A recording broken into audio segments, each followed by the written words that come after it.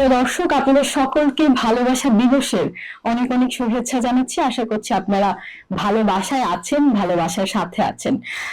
আজ আমরা ভালোবাসা দিবস নিয়ে কথা বলতে চাই, গল্প করতে চাই, আড্ডা দিতে চাই। আজকের এই বিশেষ দিনে আমরা সকলেই জানি যে ভালোবাসা আসলে কিভাবে বিশ্ব ভালোবাসা দিবস থেকে বাংলাদেশে এসেছে, ছড়িয়ে পড়েছে, এবং এর পেছনে যিনি কাজ করেছেন শফিক রেহমান, যায় যায় দিনের সম্পাদক এবং বাংলাদেশের একজন বরেণ্য সাংবাদিক, তিনি আজ আমাদের সাথে আছেন তার সহধর্মিণী তালিয়া রহমান। স্বাগত জানাতে চাই তাদেরকে, এবং সেই সাথে ভালোবাসা নিয়ে তো অনেক অনেক গল্প করবে।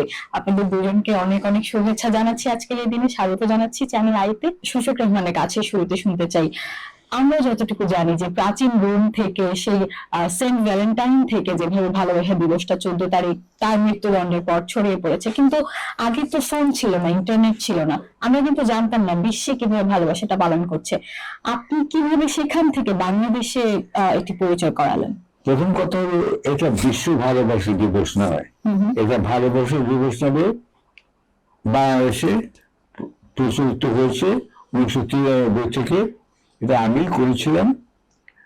তার কারণ বলে দেবো। তার আগে বলতে হবে, পশ্চিমেও কিন্তু সেন্ট ভ্যালেন্টাইন্স ডে উদযাপিত হতো না বিশালভাবে, কিন্তু 80 দশক থেকে আমি লক্ষ্য করলাম, লন্ডনে যখন আমি ছিলাম নির্বাসিত জনাব হোসেন মোহাম্মদ ইরশাদের কল্যাণে, তখন দেখলাম যে 80 দশক থেকে শেষের দিক থেকে চারদিকে ভ্যালেন্টাইন্স ডে খুব চালু হয়ে গেল 14 ফেব্রুয়ারিতে। যেদিন যখন আবার কোনো প্রকাশ করি, তখন আমি ভালোবাসার দিকটা চালু করি, কিন্তু আমি ভ্যালেন্টাইন্স ডে নাম নিই। তার কারণ হচ্ছে, ভ্যালেন্টাইন্স ডেটা তাহলে বলতে পারতো যে আমি খ্রিস্টান ধর্মের একটা কিছু প্রচার করছি এখানে, এবং আমি পশ্চিমে ভ্যালেন্টাইন্স ডে হচ্ছে স্বামী স্ত্রী অথবা প্রেমিক প্রেমিকার মধ্যে সীমাবদ্ধ থাকে। সেখানে আমি চিন্তা করলাম, আসলে আমাদের দেশে আমি লক্ষ্য করলাম, বাসে চললে, রিক্সার দেশে, বেবি ট্যাক্সি চলে, চারদিকে লেখা থাকে এদিকে ওদিকে মায়ের দোয়ায় চললাম, মা মা মা। সবচেয়ে বেশি দিন মানুষ ভালোবাসে এই দেশে তার মাকে, এটা মনে রাখতে হবে। এবং এটা হচ্ছে প্রথম ভালোবাসার সম্পর্ক, মা এবং তার সন্তানের। তারপরে আরো আছে, আপনার ভাই বোনের সঙ্গে হতে পারে, আপনার মামা মামির সঙ্গে আপনার ভাগ্নে ভাগ্নের সম্পর্ক হতে পারে, আপনার প্রতিবেশীর সঙ্গে আপনার সহমর্মিতা এবং সহবেদনের সম্পর্ক হতে পারে। আর সেই জন্য আমি চিন্তা করলাম, ভ্যালেন্টাইন্স ডে খালি ওইটুকু জায়গায় না রেখে আরো বিস্তৃত পরিসরে এটাকে বলতে হবে, তাহলে ভালোবাসা দিবস নাম দিতে হবে।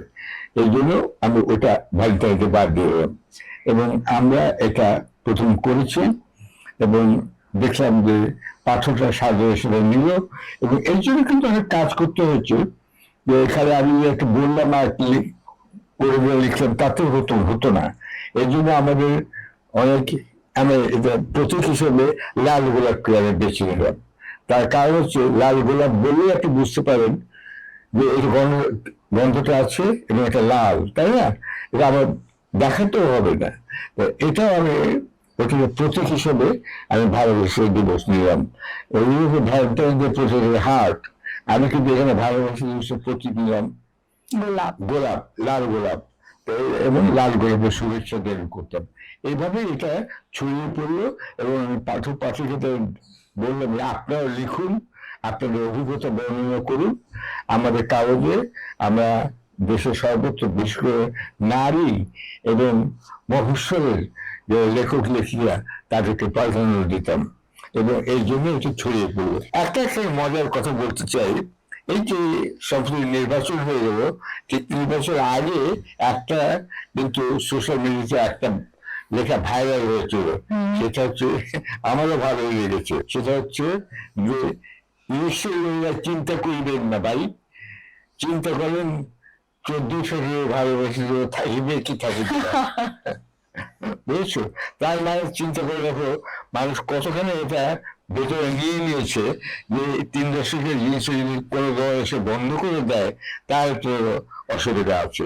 আপনার আসলে এখন কেমন লাগে এই যে তো তারুণ্যের যে উচ্ছ্বাস, তারা একই সাথে ভালোবাসা দিবস পালন করছে, আপনাকে স্মরণ করছে এই দিনে, এই ব্যাপারটা আপনি কিভাবে দেখেন? আমাকে স্মরণ না করে চলবে, আমি সেটা চাই না। ব্যক্তি বন্দনা বাংলাদেশে বন্ধ করুন, কিন্তু একটা কথা আমি এখানে বলতে চাই, কিছু রাজনীতিকও বটে। আমরা কিন্তু ভারতের বা ইন্ডিয়ার 8 বছর আগে এটা করেছি, আমাদের পরে ওরা এসেছে। এই যে বয়কট ইন্ডিয়া, এই কথাটার বিরুদ্ধে আমি। ইন্ডিয়ার সঙ্গে আমাদের সহযোগিতা রাখতে হবে, একসঙ্গে কাজ করতে হবে। বিল্ট ইন্ডিয়া, আমরা ইন্ডিয়াকে প্রতিযোগিতা হারাবো। রেজনা চৌধুরী বন্যা যদি ভালো রেভলিউশন গান করেন তাহলে আর কেউ পারবে না। ওস্তাদ বিহারি মোহাম্মদ যদি ভালো গান করেন, মানলাম চলে গেছেন, এখন তারা পারবে না।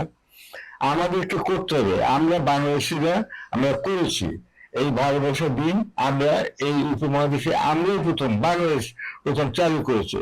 এটার জন্য আমি না, আমরা সবাই একসঙ্গে কৃতিত্ব দাবি করতে পারি। এটাই চালু থাকলে আমি খুশি হব। এখানে এটা একটা রক্তপাতবিহীন একটা দিনের মানুষ যদি উৎসব পালন করে, মা বাবাকে শ্রদ্ধার সঙ্গে স্মরণ করে খুশি হব। আর ছেলে পেলে যারা তরুণ সময়, তাদেরকে বলবো আপনার মতো যারা আছে তারা আজ সকালে তারা বাবা মাকে 1 কাপ চা তৈরি করে খাওয়ায়। এটাই তাহলে তাদের ভালোবাসার নিদর্শন। আপনার কাছে ভালোবাসা মানে? ভালোবাসা কিন্তু অনেক রূপ আছে, অনেক শেড আছে। এটা অবশ্য ভুল হয়ে যেতে পারে। আপনার সঙ্গে আমার বন্ধুত্ব তো, আপনি নারী আমি পুরুষ, কিন্তু এইবারে যে আমি আপনার সঙ্গে দৈহিক কোনো কামনা করছি তা নাও হতে পারে। আপনি যে বই পড়েন, ধরুন আপনি শরীর গঙ্গোপাধ্যায়ের বই পড়েন অথবা আমারই লেখা পড়েন, সেখানে একটা মিল হতো, চিন্তার মিল, যেটা রুচির মিল, স্বাধীনতার মিল, মার্জিত ভাবনার মিল, এইগুলো হচ্ছে ভালোবাসা। দৈহিক কামনা অনেক নিচে আমি মনে করি থাকতে হবে। তা যদি না হতো, ভালোবাসা যদি বিস্তৃত না হতো, দৈহিক না হতো, তাহলে মানুষ এত হলো কি করে বাংলাদেশে? আপনি চিন্তা করুন। আমরা এত উন্নত হয়ে যাচ্ছি, উন্নত বিশ্বের সাথে খাপ খাওয়াতে খাওয়াতে এখন দেখা যায় যে একজন মানুষ একাধিক মানুষকে ভালোবাসছে, বা আমরা বিবাহ বহির্ভূত সম্পর্ক যেগুলো, বা বিয়ে করার পরেও পরকীয়া লিপ্ত হচ্ছে, ওই ধরনের ওটাকে তো আসলে অনেকে ভালোবাসা বলে থাকেন। সেটিকে আপনি কি বলবেন? না না, ভালোবাসা সব রকমের হতে পারে। আপনি শুনে অবাক হবেন যে আমেরিকাতে কিছু লোক আছে যারা পাথরের মূর্তিকেও ভালোবাসে। নিজের একটা ভালোবাসা, একটা কুকুর রেখে দেবো বা বিড়াল রেখে দেবো, সেটাকেও ভালোবাসে। তো ভালোবাসার তো নানান বই প্রকাশ আছে। সুতরাং এটা নিয়ে আমি চিন্তিত নই, এবং থাকবেই।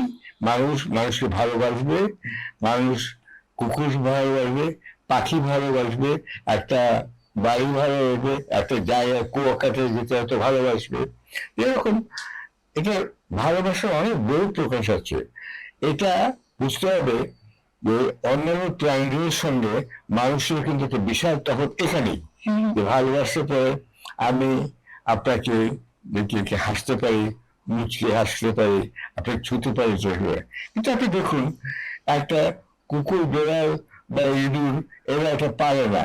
কুকুর অবশ্য নিজ নিয়ে তার মনের আনন্দটা প্রকাশ করে, কিন্তু একটা মাছ কি সেটা পারে? পারে না।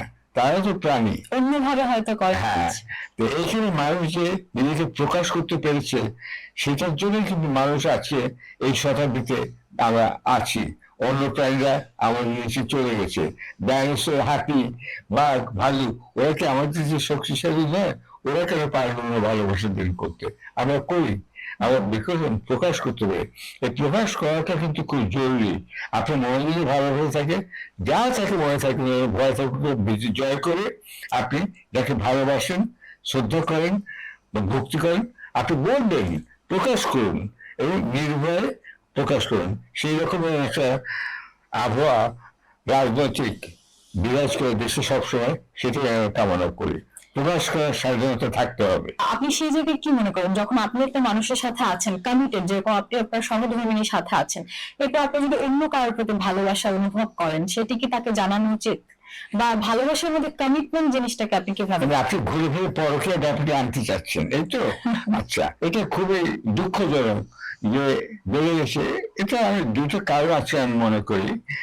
আগে আপনার মেয়েদের স্বাধীনতা ছিল না একটা স্বাধীন জীবিকা অর্জন করেন। দেখুন, নার্স অথবা টিচার ছাড়া তারা কিছু হতে পারতো না, অথবা কাজের মেয়ে, এই তো? কিন্তু এখন ব্যাংকে যান পাবেন, সাংবাদিকতা যান, টেলিভিশন যান, নিয়ে এগিয়ে আসছে, অর্থাৎ স্বাধীনতা তারা অর্জন করছে। উইমেন এম্পাওয়ারমেন্ট এ বিষয়ে বলবে। আচ্ছা, সেটা যে হয়েছে মেয়েদের স্বাধীনতার ফলে একটা বিরক্তিকর স্বামী বা অত্যাচারকারী বা নির্যাতনকারী স্বামী, স্বামীও কিন্তু স্ত্রীকে ধর্ষণ করতে পারে যদি তাদের দৈহিক মিলনটা হয় স্ত্রীর অনিচ্ছা সত্ত্বে, তাই না? সেখানে আজকে একটা মেয়ের স্বাধীনতা আছে, সে বেরিয়ে যেতে পারে, তালাক দিতে পারে, এবং সে নিজের একটা জীবিকা অর্জন করতে পারে। সেই স্বাধীনতা আগে ছিল না। এখন সেই জন্য আমার মনে হয় অনেক বেশি হয়। এক্ষেত্রে ছেলেমেয়েরও সত্যি বাপ মা জোর করে তো বিয়ে দিয়েছে, আমার ছেলে তুই তোকে ওকে বিয়ে করতে হবে, করে দিবে বিয়ে, তারপরে মহা মুশকিল, এটা হতে পারে। তো সুতরাং আবার ইন্টারনেট হওয়াতে আবার মুশকিল হয়েছে যে অপশনস না দেখেই তারা আসলে বিয়ে করতে পারে। এ বিষয়ে আমি লিখেছি, পড়ে দেখবেন। আমরা পড়ছিলাম ইন্টারনেটে এই সম্পর্কে। ইন্টারনেট বিয়ে, তা এখন এই সোশ্যাল মিডিয়াও চলে এসছে। যদি আপনাদের মধ্যে মনের মিল না থাকে তাহলে দেহের মিল থাকবে না। বিয়ে করার আগে আমি সবাইকে বলি, খুব সতর্ক হয়ে বিয়ে করবেন, কেননা একবার বিয়ে করা মানে অনেক জোর ঝামেলা, আবার ডিভোর্স হওয়া ইত্যাদি, আবার বিয়ে করা, এই তো? কিন্তু আমরা 69 বছর কিন্তু বিবাহিত, চিন্তা করবেন। 22 বছর বিয়ে করছি, 23 বছর এমনি চলে হয়েছে, আমাদের ছেলে হয়েছে। তো এটা এটা পারিশ্রমিক সহনশীলতা, সমবেদনা এবং পারিশ্রমিক বোঝা থাকা উচিত, কিন্তু মনের মিল থাকা উচিত। মিল করে টিকে আপনি দেখুন, আপনি যার সাথে ঘুরছেন সে কি গান পছন্দ করে, কি বই পড়তে ভালোবাসে, কোন মুভি দেখতে ভালোবাসে, কোথায় যেতে ভালোবাসে, এসব জায়গায় আপনাদের রুচি এবং পছন্দ মিল আছে কিনা এগুলো বিবেচনা করে তারপরে বিয়ে করবেন। এবং আপনি নিশ্চয়ই এখন দেখতে পাচ্ছেন যে এখন ডিভোর্সের হার এত বেশি বেড়ে গিয়েছে, তরুণরা যখনই বিয়ে করছে তখনই ডিভোর্স হয়ে যাচ্ছে 1 বছর বা 2 বছরের মধ্যে। তো সেই জায়গায় আসলে অনেকে অভিযোগ করেন যে 2 বছর যখন প্রেমে ছিলাম তখন তো বুঝতে পারিনি, বা আচরণটা বিয়ের পরে আসলে পরিবর্তিত হয়ে গেছে। এটি ছেলেদের ক্ষেত্রে অভিযোগটা বেশি, যে ছেলেরা আসলে বিয়ের পরে পরিবর্তন হয়ে যায়। সবাই হতে পারে। আচ্ছা, 2 বছর তো আমি বাংলাদেশে আমি এত জানতাম 2 বছর এই কাণ্ড ঘটে। পশ্চিমে 7 years ইচ বলে একটা কথা আছে, মানে 7 বছরের চুলকানি, অর্থাৎ 7 বছর হলে পরে স্বামী স্ত্রী বলতে পারে একটা গোলমাল হয়ে গেছে, এই বিয়ে টিকবে না। একটু সময় নিন, মেয়ের সঙ্গে ডেট করুন, আলোচনা করুন, বিভিন্ন জায়গায় যান, আস্তে আস্তে আপনার পরিচিত হয়ে তারপরে আপনারা বিয়ে করুন। আমি এত তাড়াহুড়ো করে কি আছে, এই হচ্ছে কথা। নিয়েছি, এটা নিয়ে অনেক ঝগড়াঝাটি হয়েছে, কেন এত বড় জীবিকরণ, যে লোকে টাওয়ার ব্লক করে, বাড়ি করে, এটা করে, সেটা করে, সেটা আমার দরকার ছিল না। আমি চিঠি ছেলে মেয়েরা আসে এবং দেখবি সেখানে গিয়ে অনেক পান গাছ বুনেছি, অনেক গোলাপ ফুল দিয়েছি, ছেলে মেয়েদের খেলাধুলার জায়গা আছে, সারাদিন সব পরিবারই সেখানে আপনারা কাটতে পারেন। ঢাকা শহরে এরকম জায়গাটি আর নেই, এমন জায়গাটি খুঁজে পাবে না তুমি।